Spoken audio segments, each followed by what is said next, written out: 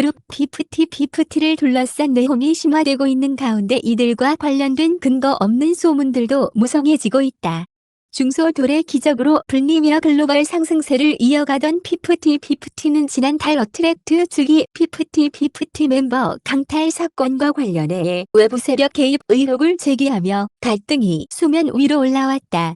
어트랙트 측은 멤버 강탈의 배우로 지목했던 주식회사 덕이버스의 대표 안성일 외 3명을 상대로 고소장을 접수했으며 덕이버스 측은 당사는 어떠한 개입을 한 사실이 없을 뿐만 아니라 전혀 관련이 없다. 며 어트랙트에 대한 허위 고소 및 언론을 통한 지속적인 허위 사실 유포 행위에 대해서 강력한 법적 대응을 예고했다. 어트랙트와 덕이버스 간의 갈등은 피프티 멤버들이 어트랙트를 상대로 6월 19일 전속 계약 효력 정지 가처분 신청을 서울중앙지방법원에 제기하며 새로운 국면을 맞이했다. 피프티 멤버들은 법률 대리인을 통해 어트랙트 주기 계약을 위반하고 신뢰관계 파괴를 야기한 데 따른 조치라며 어떠한 외부 개입 없이 4인의 멤버가 한 마음으로 주체적인 결정을 내린 것이라고 강조했다. 지난 5일 열린 첫 공판에서 피프티 멤버들과 어트랙트 측은 팽팽한 입장차를 보였다.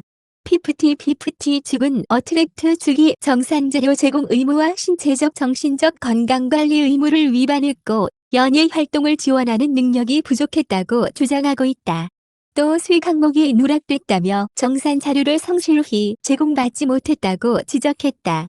또한 피프티 측은 어트랙트 전홍준 대표가 인터파크로부터 90억 원 선급금 유통계약을 체결했으며 이 과정에서 어트랙트가 아닌 스타크로이엔티와 계약을 맺은 것을 문제 삼았다.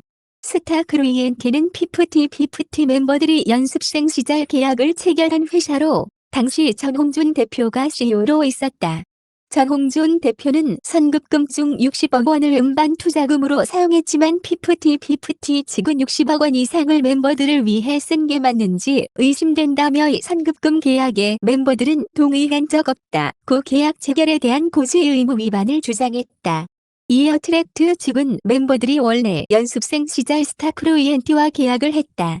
전 대표가 이후 어트랙트를 설립했고 전속 계약을 이어간 것이라고 반박했다. 그러면서도 멤버들은 아무런 잘못이 없다. 우리도 가급적이면 하루빨리 협의하고 싶다. 하지만 접촉할 기회가 없다. 대리인을 통해서도 아무런 답변을 들을 수 없다. 이 사건의 본질은 어린 아티스트들 뒤에 있는 배후 세력이다. 그 부분을 배제하고 싶다고 전했다. 피프티 멤버들 측이 가장 크게 문제 삼는 것은 정산.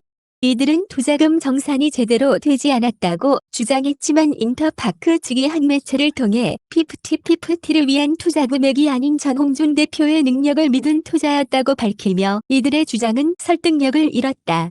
이렇듯 피프티와 관련된 논쟁이 더욱 거세지자 각종 소문과 추측도 줄을 잇고 있다. 피프티가 유명 휴대폰의 광고 모델로 고려됐다는 말이 나왔지만 사실 무근으로 밝혀졌고 피프티가 수십억 원의 정산을 받을 예정이라는 소식도 전해졌지만 확인되지 않았다. 앞서 이날 한 매체는 피프티가 글로벌 시장에서 대박을 터뜨린 곡 큐피드와 관련해 이달 30억 원 이상의 정산을 받을 것이라고 보도했다. 이 매체는 피프티의 큐피드 정산에 관련해 현재 유통사인 인터파크 뮤직 측에서 마무리하고 있는 중이라고 전했다. 하지만 어트랙트 측은 이와 관련돼 사실 무근이라는 입장을 전하며 전혀 모르고 있는 내용이라고 반박했다. 유통사인 인터파크 측도 확인이 어렵다고 밝혔다.